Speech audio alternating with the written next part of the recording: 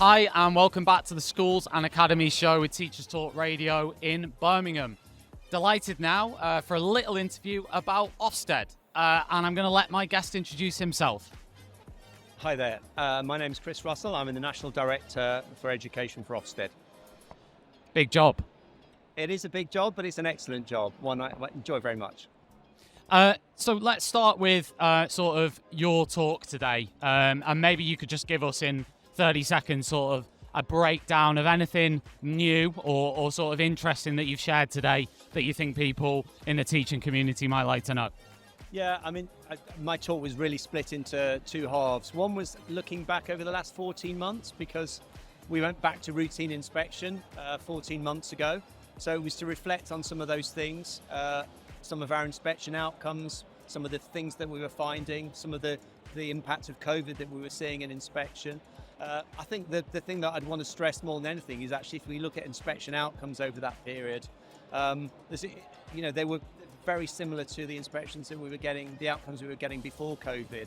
And I think that reflects, how well typically schools have responded to the challenges of COVID.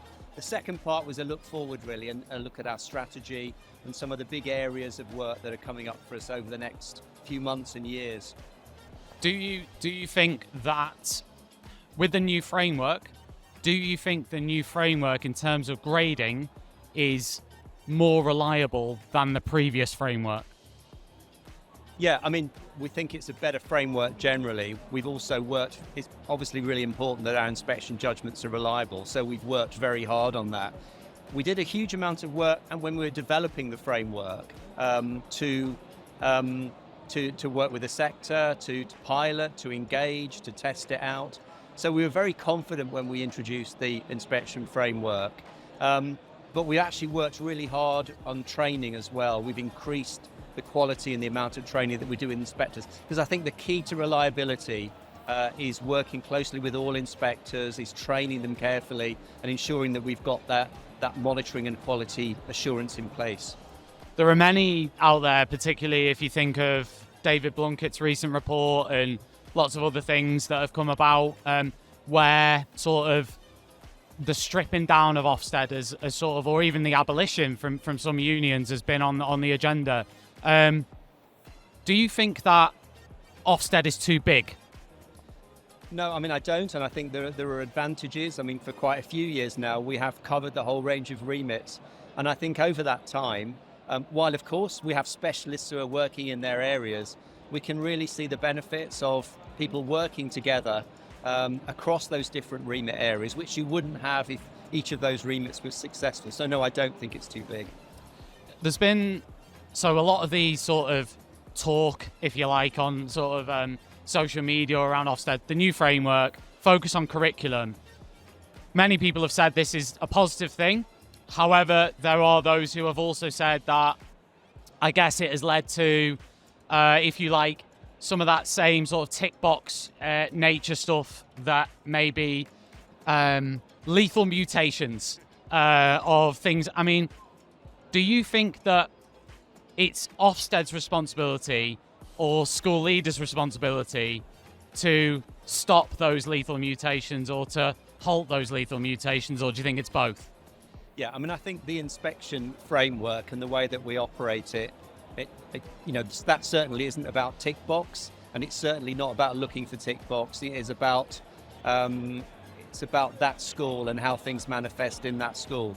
I think everybody's got a responsibility to make sure that schools are doing the right things for their children and young people, and certainly not doing things that they think we want as inspectors. And actually, I think it's a key part of my job, and I'll do whatever I can, and my colleagues I know are similarly committed to make sure that we get those messages out. As I think, the best thing that we can do is engage as much as possible to ensure that people understand the nature of the inspection framework, how inspection operates, and give that kind of reassurance, really. So certainly, I'm committed to that. We've done quite a few webinars recently to try and really push those key messages home about what inspection is and what inspection isn't. Do you obviously we are in the middle of, if you like, the most critical period for teachers quitting that we've probably ever had since 2008. Do you sympathise with sort of heads and leaders and teachers who feel a lot of pressure and stress because of the inspection process, and sort of how do you want to mitigate against that or help that? Yeah, I totally recognise that being a head, being a teacher are intrinsically challenging jobs, and I think typically people do an excellent job of it. And my own daughter is a teacher, so I very much see that. What does she teach? She's primary. She's a primary school teacher. I think I'd come back there to what I said before. I do think inspection has an important part to play. I think most schools' experience of inspection is a very constructive process and one that supports their development and improvement. The key, none of us want heads or teachers to be stressed about inspection. We all recognise it's high stakes, so you'll never totally, as I said in my talk, you'll never totally eliminate that, but we will do whatever we can through that communication, through engaging with the sector to minimise any pressures around inspection. This is sort of my last question now, but on the issue of sort of Ofsted grades, I know that's been a debate over several years in terms of either changing that system, getting rid of it. I know one suggestion I had was instead of 4 grades, to have 2 grades, not yet met and met, rather than outstanding, good, requires improvement, adequate. Do you think that those grades, just by their sheer titles, can be damaging? I mean, I think there's very interesting discussions, aren't there, about what's right, what's the right, and of course we've had, differences in the numbers of grades over the year. I think we had 7 at one point. I think there's a very settled system now, which actually other sectors have adopted around the 4-grade system. So I think it's well understood. Nothing's perfect, but I think generally it works well and people understand what it means. I think there was an issue around outstanding when schools were exempt, so they got that outstanding judgment and they weren't inspected for years. That's all changed now, and I think that's for the good, because I think that was problematic.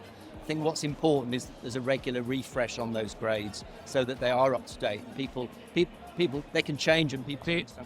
Do you think that how does Ofsted ensure consistency across its inspectors body? I mean, how do you make sure? It's one of the most common complaints is, people have a bad experience, the next person has a good experience. So what is Ofsted doing to try and mitigate against that?